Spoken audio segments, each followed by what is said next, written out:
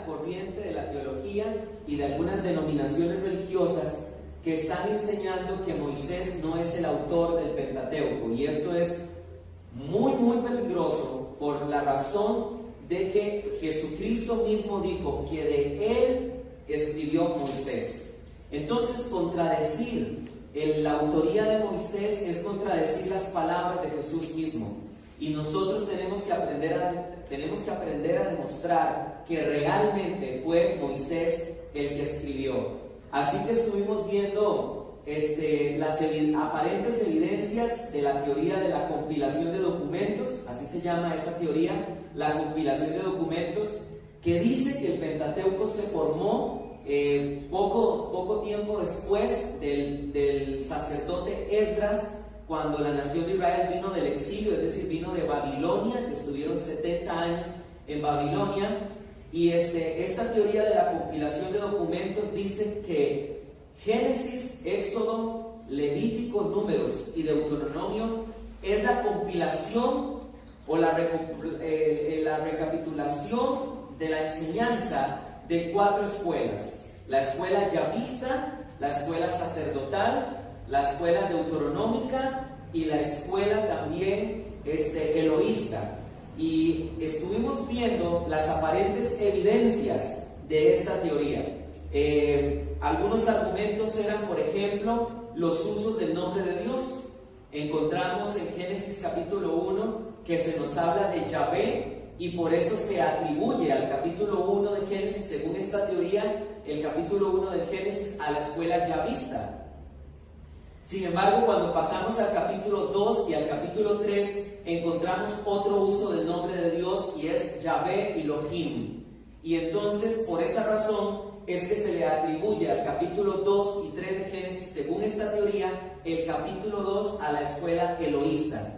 Y estuvimos viendo que es totalmente ridículo querer enseñar esto, por la razón de que los judíos usaban los nombres de Dios de diferente manera. Y cuando usted habla con un judío en la calle, en la vida cotidiana, ellos se van a referir a Dios como Hashem, que significa tu nombre por excelencia. Pero también, si ustedes entran a una sinagoga y escuchan a los judíos mencionar a Dios, ya cambian el uso del nombre de Dios y se refieren a Dios como Adonai. Entonces, los cambios de los usos de Dios en el Pentateuco, habíamos visto que se deben a las circunstancias que el autor está narrando, que Moisés está narrando. No tienen nada que ver con escuelas de pensamiento que habían en Israel. También vimos las evidencias a favor de la autoría de Moisés. Vimos que el autor conoce la geografía del lugar. Por ejemplo, podemos ver que cuando el autor quiere comparar Canaán, lo compara con Egipto, porque precisamente el autor está totalmente familiarizado con Egipto. Podemos ver también que el autor es un testigo ocular, porque en el libro del Éxodo, cuando se pone la tienda y se acampa por algún tiempo, encontramos textos, por ejemplo, que dicen: en ese lugar habían 70 palmeras y habían aguas dulces en ese lugar, elementos que solo pueden ser de un autor, de un testigo ocular. También vimos que el autor conocía la cultura de Egipto, cuando dice que José se tuvo que rasurar para presentarse a Faraón, precisamente porque los egipcios, la barba para los egipcios era símbolo de impureza, y por eso vemos que el autor es exacto en la cultura de Egipto. Y así estuvimos viendo una serie de cantidad de evidencias a favor de la autoría de Moisés. Vimos que todos los libros de la Biblia, en la historia de la nación de Israel, de manera unánime, demuestra que Moisés fue el autor. El mismo Pentateuco dice que Moisés es el autor. Los libros preexílicos, es decir, antes del exilio de Israel en Babilonia, que fue en el año 586 a.C., todos esos libros unánimes dicen que Moisés fue el autor. Los libros del exilio, cuando la nación de Israel estuvo 70 años en Babilonia, dicen que Moisés fue el autor. Los libros post-exílicos, cuando la nación de Israel regresa, dicen que Moisés es el autor también. Y también los famosos libros deuterocanónicos, que son los libros que encontramos en las Biblias católicas y no están en nuestras Biblias. Y estos libros, como por ejemplo Segunda de Macabeos, dice también que Moisés es el autor de la ley, el autor del Pentateuco. Asimismo Jesús lo afirmó, lo afirmaron los apóstoles, lo afirmó el historiador del siglo I, Flavio Josefo, y vemos que ininterrumpidamente en toda la historia de Israel se reconoció que Moisés era el autor de los primeros 5 libros de la Biblia. Me gustaría empezar con ustedes, y si abren sus Biblias podemos ir a Mateo capítulo 4. Y me gustaría comenzar con esta escritura antes de iniciar. Dice lo siguiente: entonces Jesús fue llevado por el Espíritu al desierto para ser tentado por el diablo. Y después de haber ayunado 40 días y 40 noches tuvo hambre. Y vino a él el tentador y le dijo: si eres hijo de Dios, di que estas piedras se conviertan en pan. Y respondió y dijo: escrito está, no solo de pan vivirá el hombre, sino de toda palabra que sale de la boca de Dios.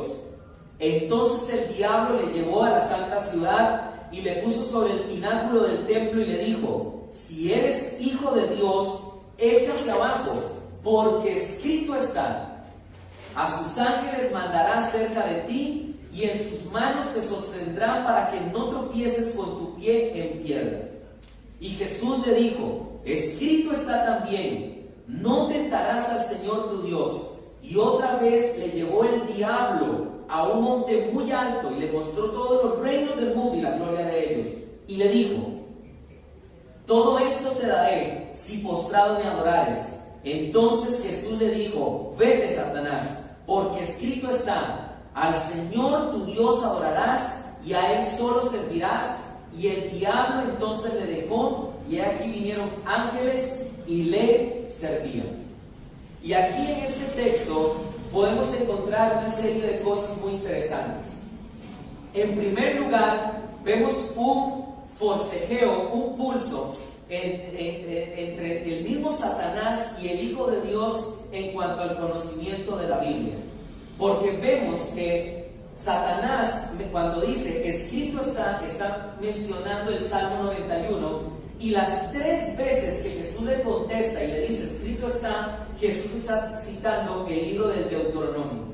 ¿Y qué aprendemos de esto? Quiero decirles esto: si nosotros como cristianos no aprendemos a profundizar en la palabra de Dios, estamos expuestos a los ataques del enemigo, a los ataques de los demonios, los pensamientos que ellos ponen en nuestra mente, los pensamientos de maldad que ponen en nuestro corazón. Quedamos vulnerables si no tenemos la palabra de Dios fluyendo realmente en nuestro corazón. Dice la Biblia en el Salmo 119: ¿con qué limpiará el joven su camino?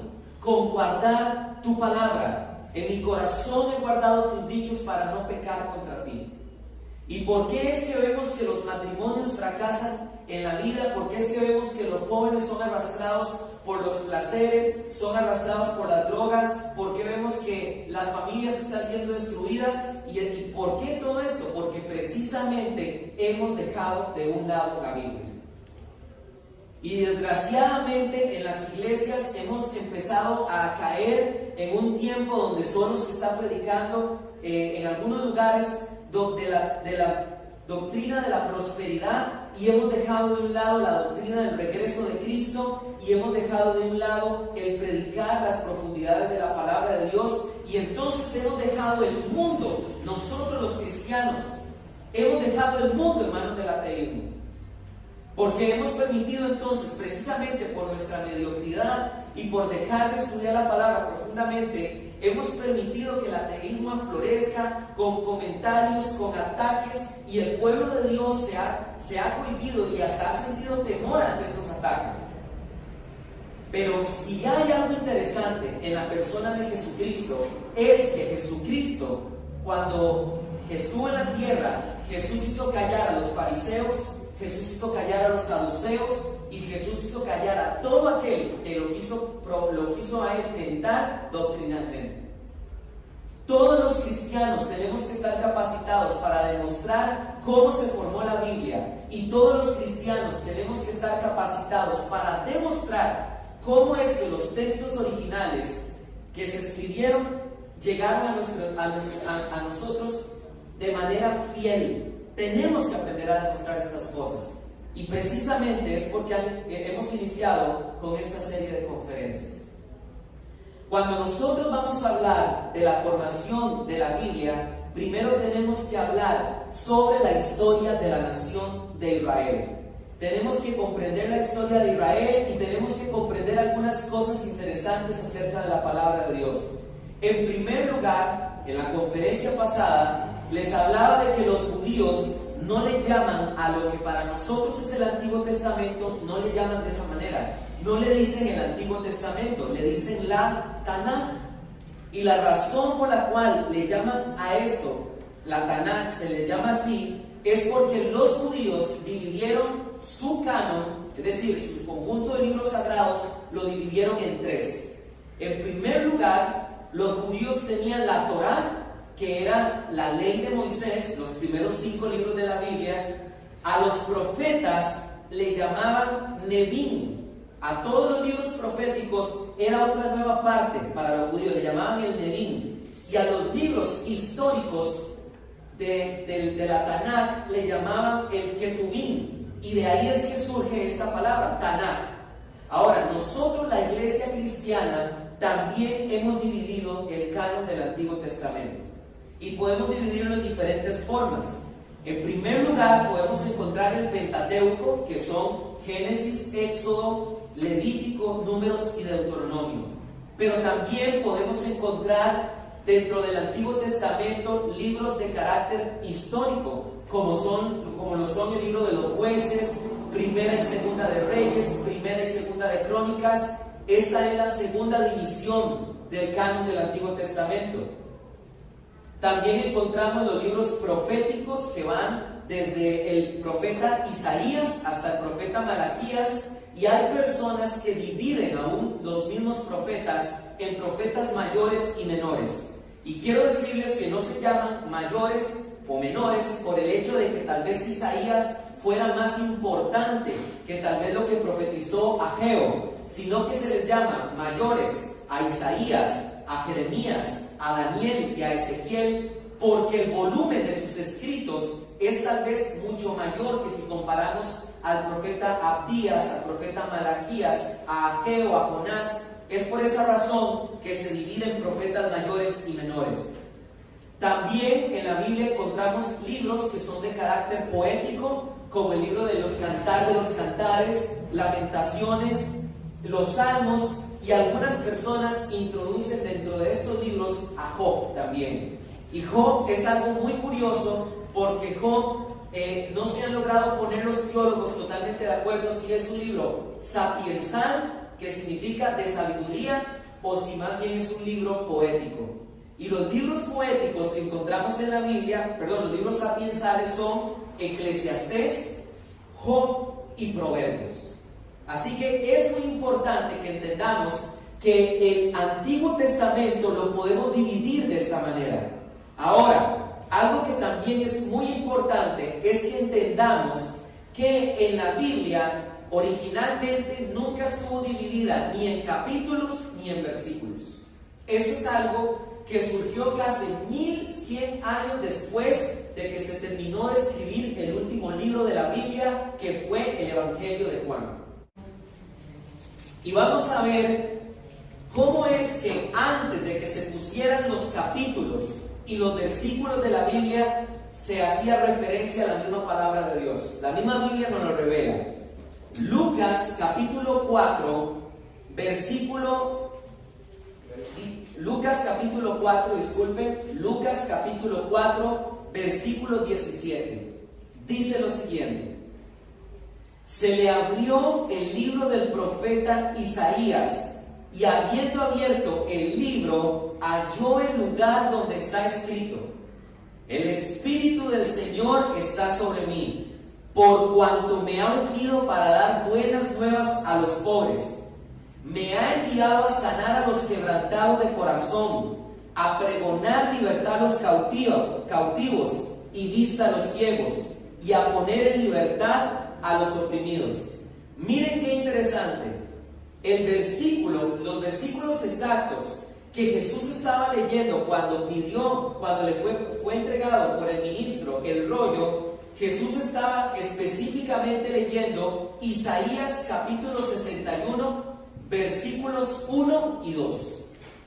Eso que acabo de leer de el Espíritu de Jehová que está sobre mí es Isaías 61, versículos 1 y 2.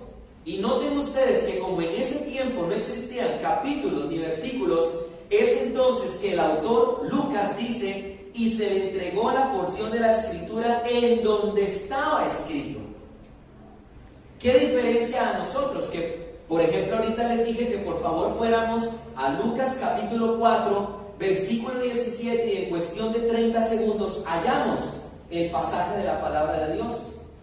Imagínense lo que que en este momento les hubiera dicho: hermanos, vayamos por favor a la parte donde está escrito en el libro de Lucas, cuando el Señor abre el rollo de Isaías en el templo. Estaríamos quizás aquí navegando todavía de hoja en hoja. Así que fue muy importante que la Biblia se dividiera en capítulos y se dividiera en versículos. Y fue Stephen Langton la primera persona, o la persona que en 1226, es decir, en la Edad Media, dividió el Antiguo Testamento en capítulos. Luego de él, Santos Pagnini fue el que, usando el trabajo de Stephen Langton, usando los capítulos que él ya había dividido, él fue el primero en dividir en versículos cada capítulo, y eso lo hizo en 1528. Y es muy importante que sepamos esto, porque hay personas que creen que los hagiógrafos, es decir, los santos escritores, fueron los que ellos mismos dividieron en capítulos y versículos cada libro de la Biblia, y no es así. Fue una obra que tardó más de 1000 años, se tardó para que se pudiera hacer esta división. Ahora, cuando vamos a hablar del canon del Antiguo Testamento, primero tenemos que saber cómo es la historia de la nación de Israel. Y vamos a comenzar hablando en primer lugar de Adán. Es necesario saber que de Adán hasta Abraham, según la historia bíblica, hay aproximadamente desde Adán hasta Abraham 2000 años de historia. Y desde que Abraham recibió la promesa en Génesis capítulo 12:1, donde Dios le promete a Abraham bendecirlo, hasta el Éxodo, cuando Moisés saca a la nación de Israel de Egipto, desde Abraham hasta ese momento pasaron 430 años. Según Gálatas capítulo 3 versículo 17.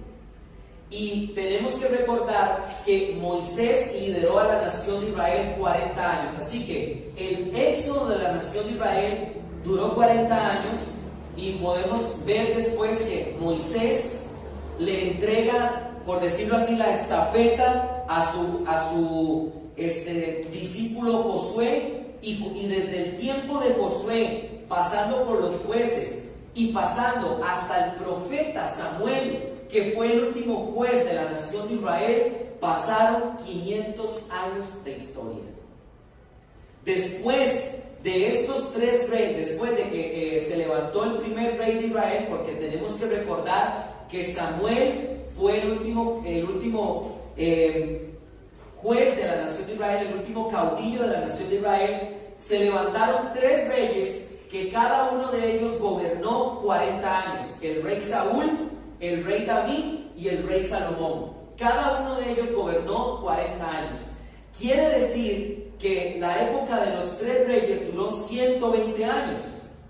Y si nosotros leemos el libro de los reyes y las crónicas de los reyes en la Biblia, vamos a encontrar que uno de los hijos de Salomón, llamado Roboam, recibió el reino de parte de Salomón y fue el que se jaló una torta. Porque la palabra de Dios enseña que Roboam no quiso escuchar a los ancianos que aconsejaron a Salomón, sino que escucharon a unos muchachos y esos muchachos le dieron un mal consejo y eso costó que el reino se dividiera en dos. Y qué importante es que cuando nosotros tenemos que pedirle consejo a alguien, sepamos a quién pedirse. A alguien sabio, a alguien que sea entendido en la palabra de Dios y que sea temeroso de Dios. Hay personas que tienen que tomar una decisión importante en su vida y van y le preguntan, perdónenme la expresión, a la primera persona que se encuentren, al primer patas vueltas que se encuentren, y toman decisiones basadas en consejos que no deberían de escuchar. Yo siempre lo he dicho, cuando usted pida un consejo y alguien le diga, escuche lo que su corazón dice, muy simple, corra por su vida. Porque la palabra de Dios dice que el corazón es más engañoso que todas las cosas. Así que cuando alguien a usted le diga, haga lo que su corazón dice, dése media vuelta y dígale muchas gracias, que Dios lo bendiga, y no le pida más consejo. El rey Roboam dividió el reino y a partir de ahí 10 tribus de Israel formaron lo que se conoce como Israel del norte. Y la tribu de Judá junto a la tribu de Benjamín formaron lo que se llama Israel del sur. Después de que el reino se dividió, porque la división del reino fue exactamente en el año 930. En el año 930 Salomón entregó el gobierno a Roboam y Roboam lo dividió en dos. Israel del sur quedó bajo el gobierno de Roboam e Israel del norte quedó bajo el gobierno de Jeroboam. Y pasaron 208 años después de la división del reino, de los reinos, para que los asirios, bajo el liderazgo de Sargón II, se llevaran a todas las naciones de Israel del norte para Siria. Y después, 136 años después de la caída de Israel del norte, el rey Nabucodonosor logró el exilio de la nación de Israel del sur hacia Babilonia. Y tenemos que entender que después de esto, del exilio, de que son llevados del exilio, según las profecías del profeta Jeremías, 70 años estaban destinados para que desde el exilio de Israel del sur, la nación de Israel tuviera que habitar en Babilonia. Y vemos que ese exilio ocurrió específicamente en el año 586 a.C. 67 años después, en el año 538, Dios recorta el castigo de 70 años en su misericordia. Dios adelanta el castigo, reduce el castigo 3 años, y en el año 538 regresa la nación de Israel. Y después de que la nación de Israel regresa, junto con el sacerdote Esdras, hasta el nacimiento de Jesús, pasaron 532 años de historia. Quiere decir, escuchen esto, que desde Adán hasta Abraham hay 2000 años de historia aproximadamente. Y desde Abraham hasta el nacimiento del Señor Jesucristo hay aproximadamente otros 2000 años de historia. Y Jesús, que murió en el año 33 de la era cristiana, estamos a cerca de 15 años de completar otros 2000 años de historia. Desde la muerte, desde Adán a nuestros días, estamos a punto de acabar el 6º milenio y comenzar, por decirlo así, el 7º milenio de historia de la humanidad. Haciendo esta recapitulación, esto nos va a permitir entonces ahora hablar de cuándo comenzaba a formarse la Biblia de lleno. Porque no podemos hablar de cuándo se formó los libros de la Biblia sin haber conocido esta breve historia que hicimos desde Adán hasta nuestros días. Pero tenemos que entender, amados santos de Dios, que el canon del Antiguo Testamento se formó, escuchen bien, el primer libro que se formó en la Biblia es el libro de Job. Y vamos a ver de lleno cuáles son las razones por las cuales decimos que Job es el primer libro. En primer lugar, tenemos que ver varias razones. Quiere decir que el primer libro, Job, se cree que es contemporáneo de Abraham, el patriarca Abraham. Y las razones son las siguientes. Cuando nosotros leemos Job capítulo 1, Job ofrece sacrificios por sus hijos, lo cual los sacrificios era solo permitido para los levitas. La razón por la cual Job ofrecía sacrificios por sus hijos y no recurría a los levitas era porque todavía el sacerdocio arónico no se había establecido. Lo cual quiere decir que es muy posible que Job fuera contemporáneo de Abraham. En segundo lugar, sabemos que Job es contemporáneo de Abraham porque en ninguna parte del libro de Job se menciona la ley de Moisés. En ninguna parte. Quiere decir que forzosamente tuvo que haber sido escrito el libro de Moisés antes de la ley, perdón, el libro de Job antes de la ley de Moisés. En tercer lugar, como evidencia de que el libro de Job fue escrito en el tiempo de Abraham, es que en Job encontramos una cultura de clan. Quiere decir que cuando leemos Job tiene rebaños, tiene siervos, tiene esclavos, tiene un clan. Exactamente como el que encontramos en Abraham, en Jacob y en Isaac. También en ninguna parte del libro de Job se menciona la nación de Israel, lo cual hace suponer que la nación de Israel todavía no había nacido como tal.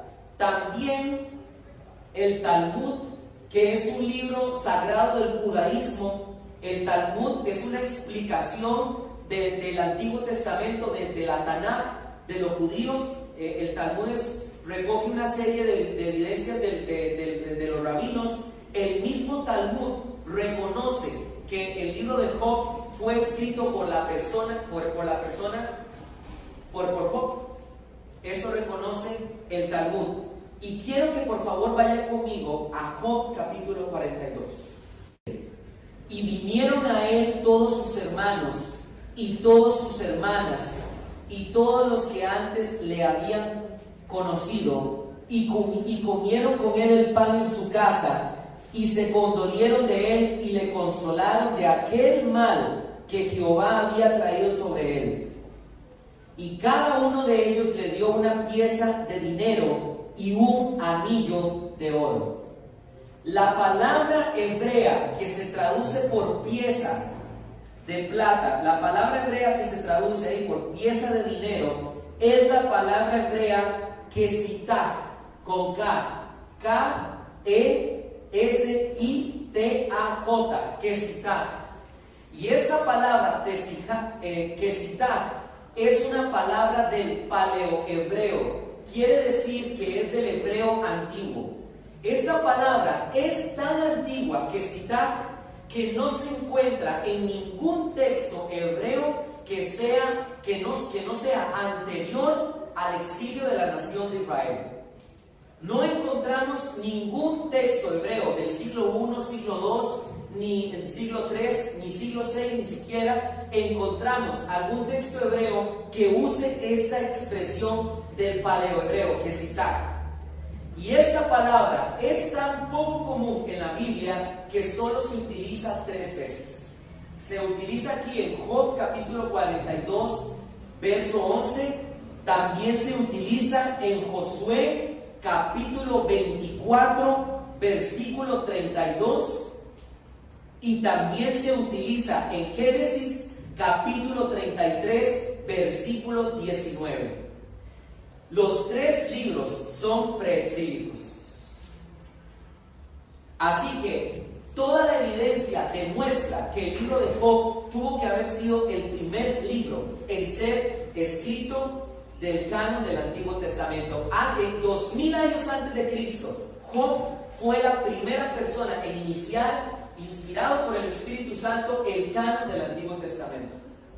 En segundo lugar, es posible que se haya escrito el Salmo 90 como el segundo texto más antiguo del Antiguo Testamento. Y qué interesante esto, porque los Salmos es quizás el libro que más duró en redactarse, desde más o menos unos 1500 años antes de Jesús, porque Moisés más o menos vivió en esa época, 1500 años antes de Jesús, y encontramos salmos que aún se escribieron en el tiempo del profeta Malaquías. Quiere decir que los salmos tuvieron un periodo de redacción de casi 1000 años. Y si ustedes buscan en sus Biblias el Salmo 90, van a encontrar que las Biblias dicen Salmo o Cántico de Moisés. Y cuando nosotros leemos el Salmo 90, encontramos que todo el contenido del Salmo calza perfectamente lo que se está redactando con la peregrinación en el desierto. Después de esto, amados santos de Dios, encontramos en tercer lugar que después del Salmo 90, quizás ya cuando se estaba introduciendo la nación de Israel en Canaán, cuando estaban entrando apenas siendo guiados por Moisés, comenzó la redacción del Pentateuco. En tercer lugar, no es el libro de Génesis, como muchos creen, el primer libro que se formó, sino que tal vez en tercer lugar es muy posible que haya surgido la redacción del Pentateuco. Quisiera por favor que vayan conmigo por un momento a Deuteronomio capítulo 3, versículo 23. Deuteronomio capítulo 3, versículo 23. En la conferencia pasada, amados santos, vimos que algunas personas trataban de negar que Moisés sea el autor del Pentateuco, porque muchas veces en Éxodo, Levítico, encontramos que se dice, y Moisés se acercó al tabernáculo, y Moisés habló a la nación de Israel, y parece que no es Moisés el que está escribiendo, porque parece que es más bien un testigo, un narrador testigo el que está narrando los hechos. En la primera conferencia vimos que era normal en el mundo antiguo escribir de esa manera, y dimos un ejemplo de Flavio Josefo, cuando es el historiador del siglo I, cuando vimos que en su obra Antigüedades de los Judíos, Flavio Josefo dice, y Josefo, él siendo el escritor, el autor, se escondió en un pozo, y Josefo guió al ejército a la guerra, y es el mismo Josefo el que está escribiendo. Así que en el mundo antiguo esto era normal, y por eso es que Moisés también utilizó ese tipo de redacción. Pero miren qué interesante lo que dice Deuteronomio 3, versículo 23, dice lo siguiente. Deuteronomio 3, versículo 23, dice lo siguiente: y oré a Jehová en aquel tiempo diciendo, Señor Jehová, tú has comenzado a mostrar a tu siervo tu grandeza y tu mano poderosa, porque ¿qué Dios hay en el cielo? ¿Qué Dios hay en el cielo ni en la tierra que haga obras y proezas como las tuyas? Pase, yo te ruego, y ve aquella tierra buena que está más allá del Jordán, aquel buen monte y el Líbano. Pero Jehová se había enojado contra mí a causa de vosotros, por lo cual no me escuchó, y me dijo Jehová, basta, no me hables más de este asunto. Qué interesante que los que defienden la teoría de la compilación de documentos en ninguna parte mencionan este pasaje en donde se ve que es el mismo Moisés escribiendo. Miren también acerca de la autoría de Moisés lo que escribió Flavio Josefo. Pueden ver la siguiente lámina. Dice lo siguiente Flavio Josefo: Moisés aceptó bien dispuesto este consejo. Está hablando del consejo que Jetro le dio de que nombrara jueces dentro del pueblo de Israel. Dice, sin ocultar el origen de su método, sino informando a la multitud acerca de quién lo había propuesto. Moisés incluso nombró en sus libros, dice Josefo, a Jetro como la persona que introdujo este sistema, lo que indica la integridad de Moisés.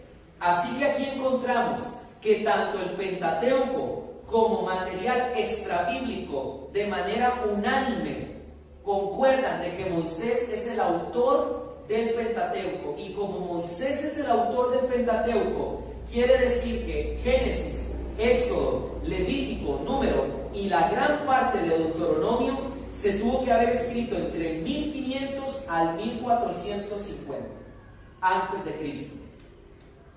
En el caso del Deuteronomio es un poco diferente, porque en el último capítulo de Deuteronomio encontramos la muerte de Moisés, y obviamente Moisés no pudo haber escrito sobre su propia muerte. Entonces quiere decir que el libro de Deuteronomio fue retocado al final, quizás por algún sacerdote o quizás por el mismo Josué, y la redacción del libro de Deuteronomio es un poco posterior al resto del Pentateuco.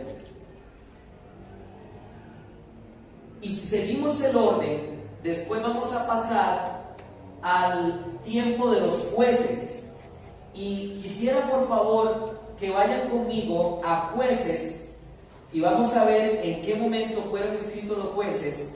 A Jueces capítulo 18, verso 1. Escúchenme bien esto, hermanos. El libro de Jueces y el libro de Ruth es una sola obra. Es la iglesia cristiana la que dividió el libro de Jueces y el libro de Ruth. Pero si vemos una Biblia hebrea, el libro de Jueces y el libro de Ruth es una sola obra. Y miren lo que dice Jueces, capítulo 18, versículo 1. Dice la palabra de Dios lo siguiente: en aquellos días no había rey en Israel. En aquellos días las tribus de Dan buscaban posesión para sí donde habitar, porque hasta entonces no habían tenido posesión entre las tribus de Israel. Miren qué interesante. El autor está diciendo, nos está hablando de un periodo donde él dice: en aquel entonces no había reyes en Israel. Quiere decir que el autor está hablando desde el tiempo de los reyes, porque el autor tiene un parámetro de comparación. El autor vive bajo un rey, y entonces él escribe y dice: en aquel entonces no había reyes como en nuestro tiempo. Entonces es muy posible, amados santos de Dios, que Jueces y Ruth hayan sido escritos por algún cronista encomendado por el rey David o el rey Salomón. Y la razón es la siguiente. Ahora pasemos al libro de Ruth. El Ruth, al final de Ruth vamos a ver algo. Ruth, capítulo 4, versículo 18. Ruth, capítulo 4, versículo 18, dice lo siguiente: estas son las generaciones de Fares. Fares engendró a Esrom. Esrom engendró a Ram. Y Ram engendró a Aminadab. Aminadab engendró a Naasón. Y Naasón engendró a Salmón. Y Salmón engendró a Boz.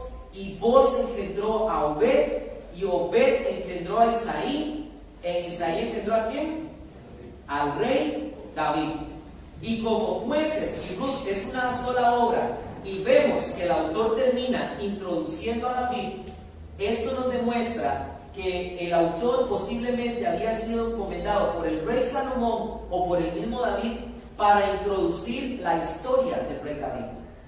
Entonces, la evidencia demuestra que el libro de Jueces y el libro de Ruth tuvo que haber sido escrito entre el año 1050 al 1000 o al 950 antes de Cristo, porque precisamente fue en este periodo cuando gobernó el rey David y Salomón. Ahora, para ir terminando, amados santos de Dios, vamos a pasar a hablar por un momento de el libro de los Salmos, porque aquí estamos llegando ya al tiempo, en el tiempo del rey David. Y si ustedes se ponen a leer los Salmos habíamos visto que empieza Moisés escribiendo el Salmo 90, y les dije que los Salmos, encontramos Salmos todavía aún en el tiempo de Malaquías, más o menos 450 años antes de Cristo. Pero si nosotros vemos los salmos, la mayoría de los salmos son escritos por el rey David, lo cual quiere decir que el gran grueso del libro de los salmos fue escrito entre el año 1010 al año 970 antes de Cristo, porque estos fueron precisamente los 40 años en los cuales gobernó el rey David. Y si ustedes miran, los salmos demuestran la historia de David.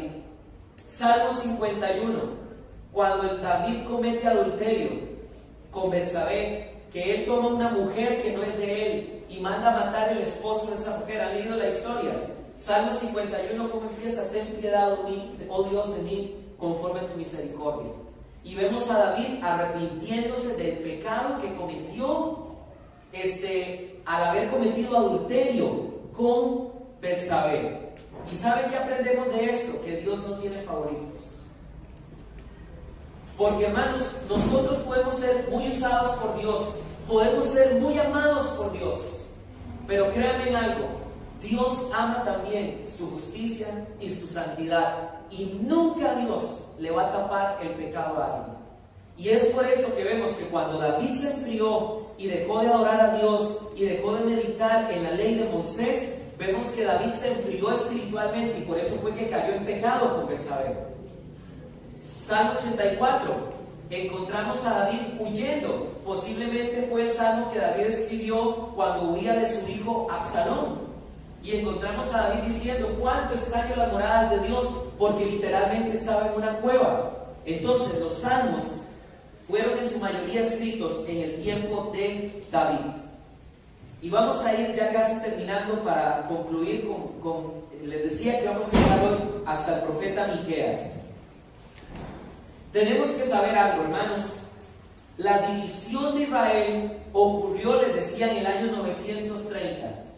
Entonces quiere decir que hubieron algunos profetas que ministraron, anunciaron los designios de Dios en Judá, y hubieron otros profetas, específicamente dos, que anunciaron los designios de Dios en Israel del norte.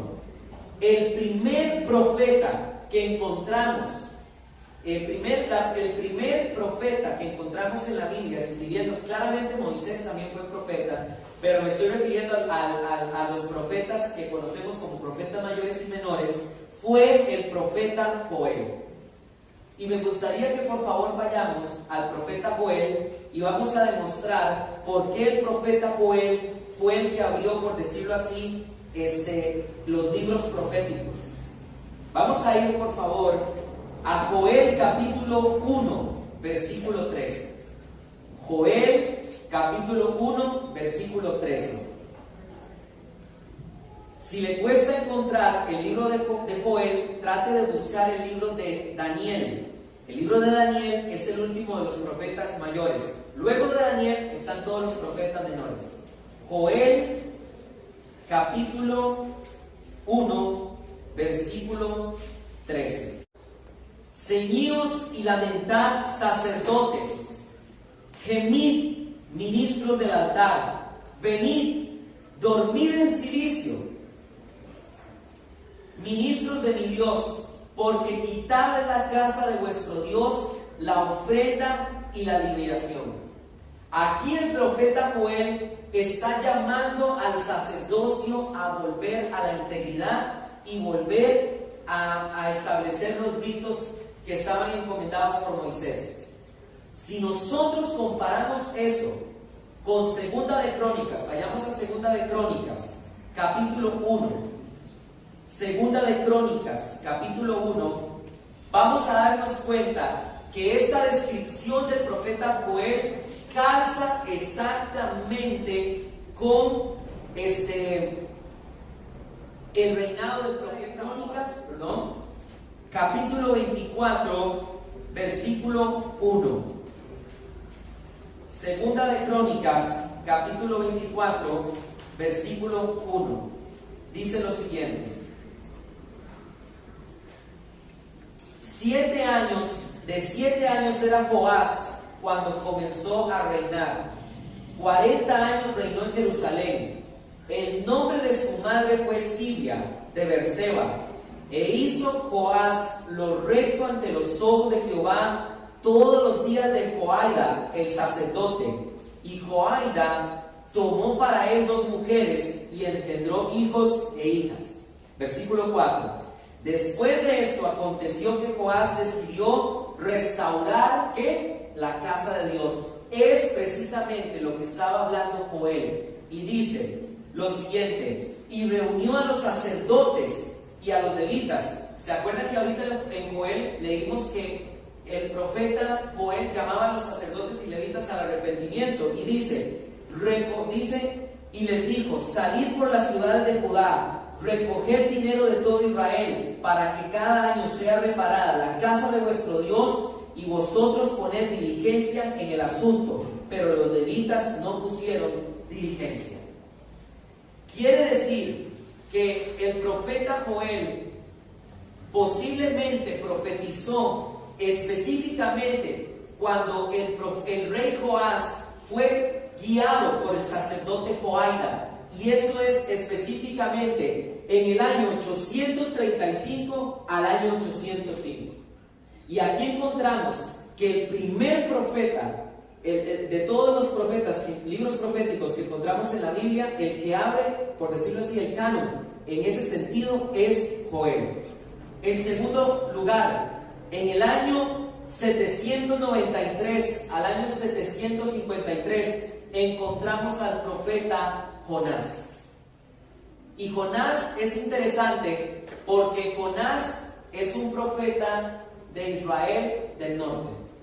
Y vamos a buscar Segunda de Reyes, capítulo 14, versículo 25. Segunda de Reyes, capítulo 14, versículo 25. Esto nos va a poder entender cuándo fue que profetizó el profeta Jonás. Dice lo siguiente: él restauró, y cuando se refiere a él, se está refiriendo a Jeroboam. Así que el reinado de Jeroboam lo podemos fechar precisamente entre el 793 al 753. Dice lo siguiente: él restauró los límites de Israel desde la entrada de Amán hasta el mar del Arabá, conforme a la palabra de Jehová, Dios de Israel, la cual él había hablado por medio de su siervo Jonás, hijo de Amitai, profeta de Gat-Hefer.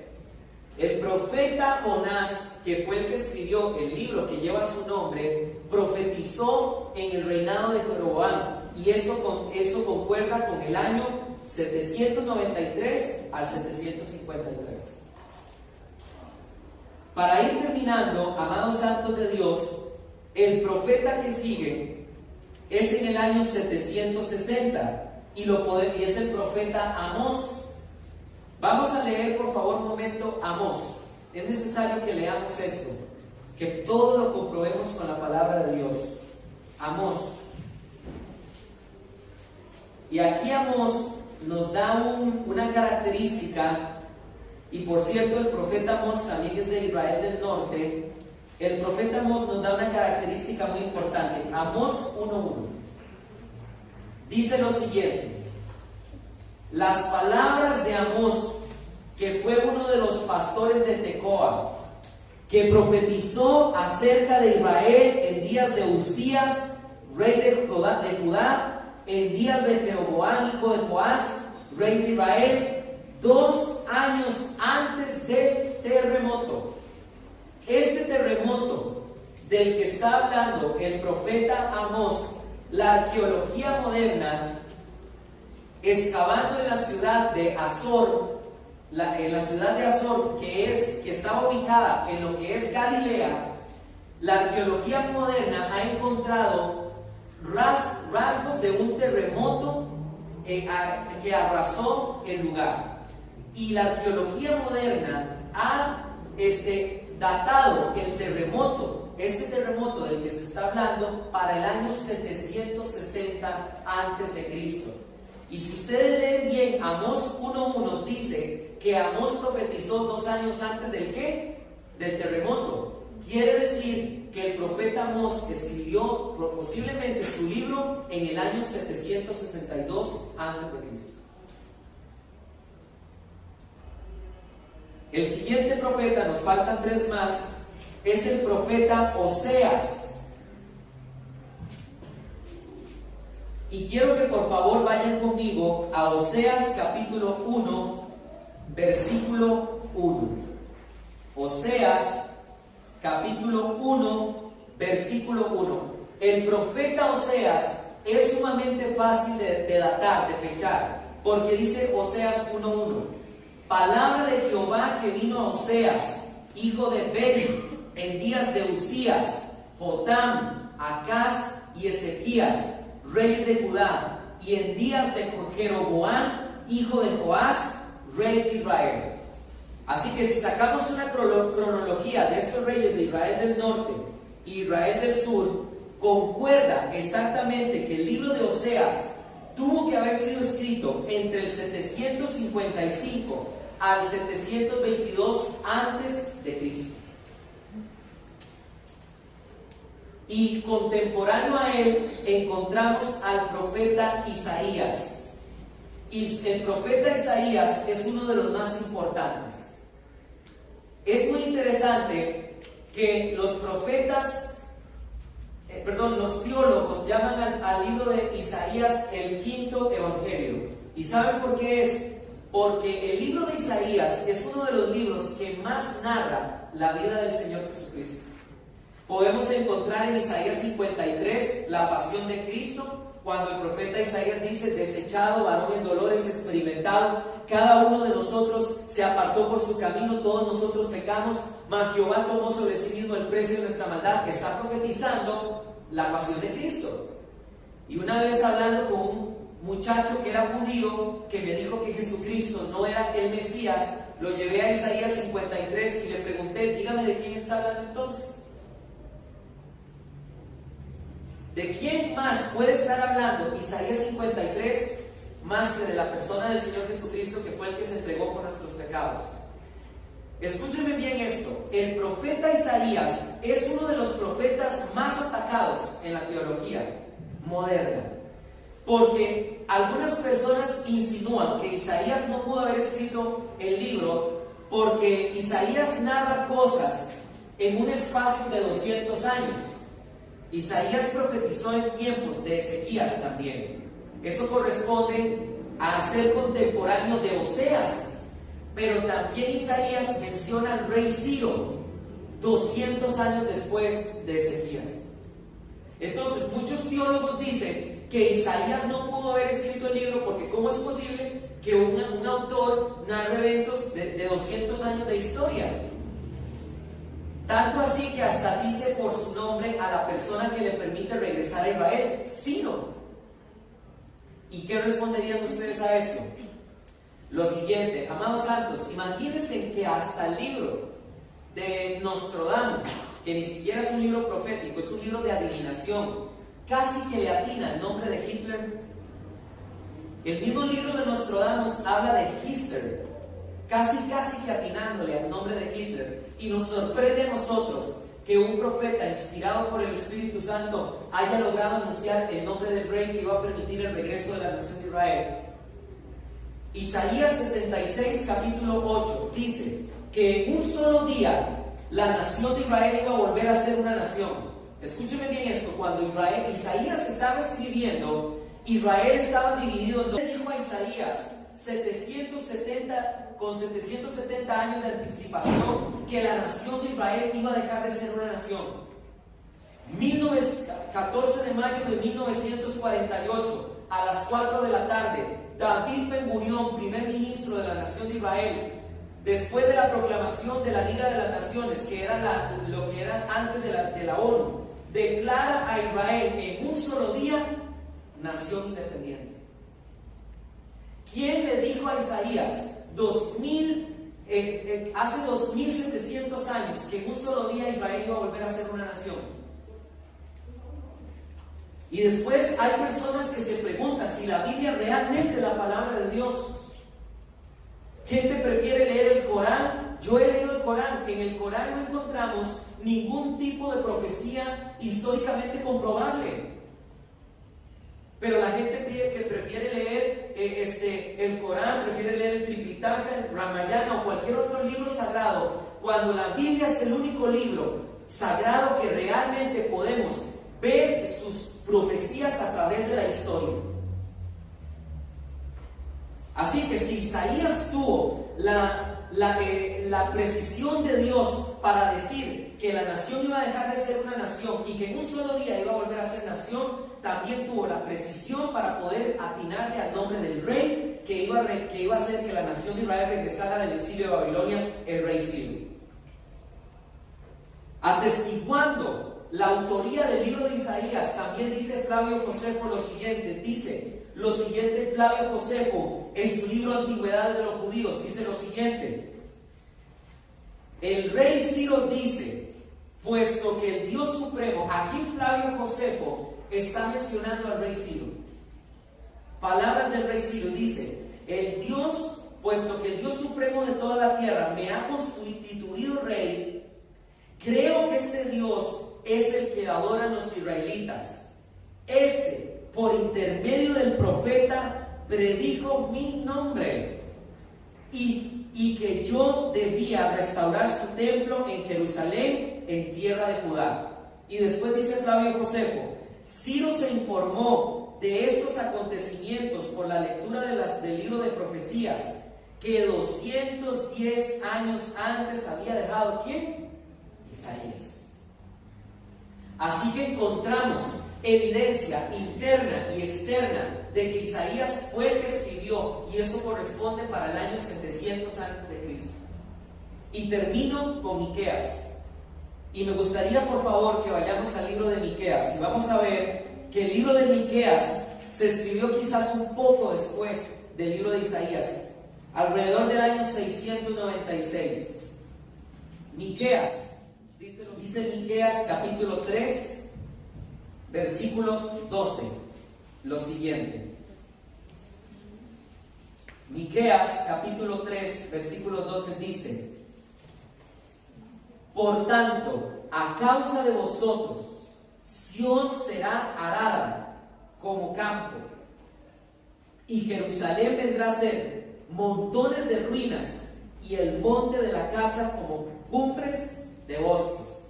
Miqueas está diciendo que la nación, que la ciudad va a ser ¿qué? Destruida. Ahora, vean esto, el profeta Jeremías profetizó durante y poco después del exilio de la nación de Israel. Miren lo que dice Jeremías capítulo 26, versículo 18. Vamos a comparar Miqueas con Jeremías. Jeremías capítulo 26, versículo 18. Sión será arada como campo, y Jerusalén vendrá a ser montones de ruinas, y el monte de la casa como cumbres de bosque. No puede haber sido escrito el libro de Miqueas después de Jeremías, es decir, después del exilio, porque el mismo Jeremías que escribe en el tiempo del exilio cita a Miqueas. Y para que Jeremías haya citado a Miqueas, quiere decir dos cosas. Número uno, el libro de Miqueas ya estaba escrito. Y número dos, el libro era ya considerado sagrado. Y número tres, el libro ya era de conocimiento popular de la nación de Israel. Y con esta exposición, amados santos de Dios, terminamos hoy.